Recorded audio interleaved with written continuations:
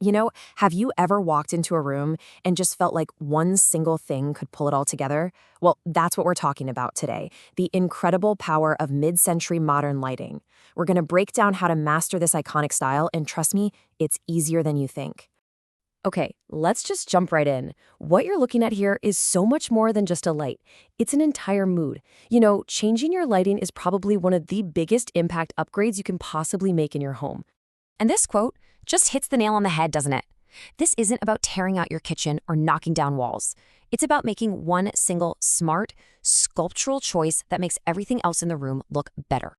So here's the game plan. Think of this as your personal designer's playbook. First, we'll get into why this style is so timeless. Then, we'll look at the most iconic shapes you need to know. After that, materials, placement, and, you guessed it, how to avoid all the common mistakes. So, first step, what is it about this style that designers and homeowners have been obsessed with for like decades? Let's break down what really makes it tick. At its heart, it's really this beautiful marriage of form and function. You get these bold, clean, geometric shapes. Think globes, starbursts, often in these gorgeous, warm brass or matte black finishes. But they don't just look good, they also give off this soft, welcoming light. It's basically art and atmosphere, all in one package. Okay, now for the fun part. Let's talk about the big three, the core shapes that you absolutely have to know if you want to talk mid-century modern. And we have to start with a legend, the George Nelson bubble pendant. I mean, this thing is iconic. It was designed way back in 1952, and the story is amazing. He was inspired by military surplus supplies, using this plastic spray over a steel frame to create what looks like a weightless floating orb. The result? The most beautiful soft glow you can imagine, with absolutely zero harsh glare. Next up, the globe pendant. The power here is all in its simplicity. I mean, a perfect sphere just instantly softens up any room. And a pro tip? They look incredible when you hang them in pairs. It's a great way to frame a space, like over your kitchen island or your dining table.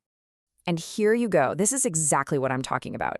See how these two matte black globes just create this perfect symmetry? It feels so intentional, so clean.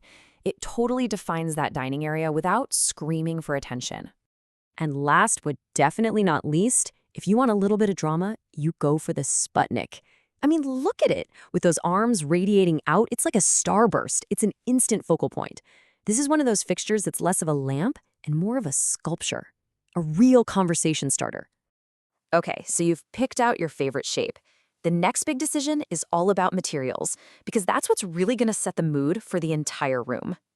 Now, I love this comparison because it shows just how much materials matter. Over on the left, you've got wood and brass. See how warm and earthy and grounded that feels?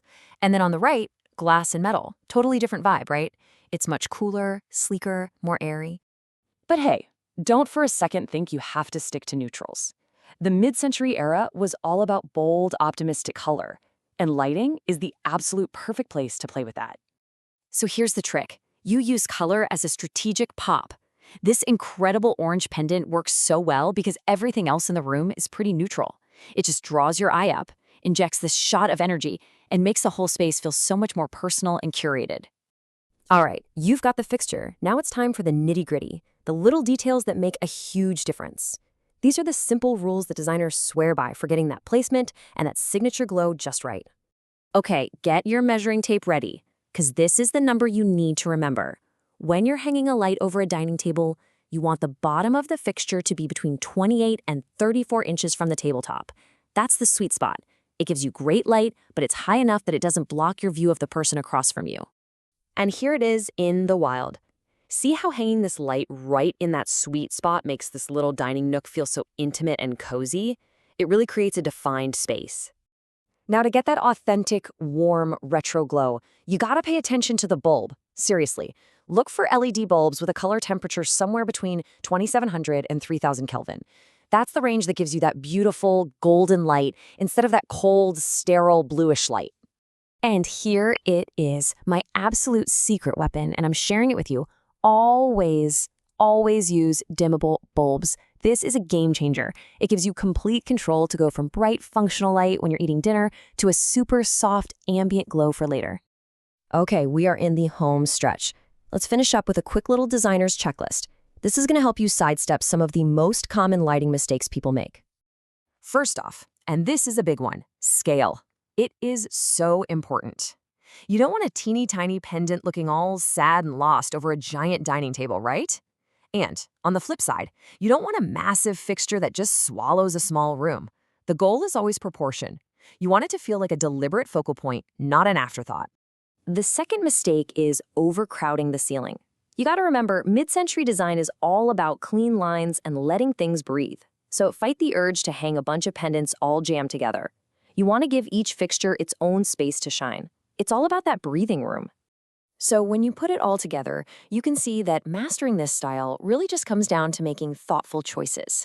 When you pick the right shape, pair it with the right materials, and hang it with care, you're not just installing a light fixture. You're creating a moment, a focal point that can make your whole space feel more intentional, timeless, and completely you. So we've gone through the whole playbook, right? From the iconic bubble to that playful Sputnik. So now I'm going to leave you with a question to think about. Which one of these shapes is going to be the one to totally transform your space?